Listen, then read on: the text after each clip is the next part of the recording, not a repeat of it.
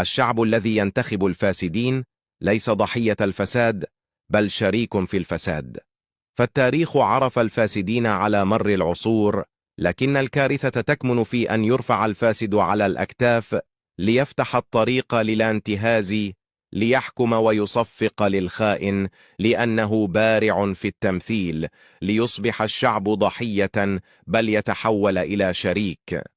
كما يروى عن المفكر البريطاني جورج أورويل: الشعب الذي ينتخب الفاسدين ليس ضحية الفساد بل يتحول إلى شريك، والشعب الذي ينتخب الانتهازيين والفاسدين واللصوص الخونة ليس ضحية بل شريك في الجريمة. فلا تكن شريكا بصمتك، ولا تمنح صوتك من لا يستحق، لأن صوتك هو رسالة إلى العدالة وشعلة تضيء الدرب.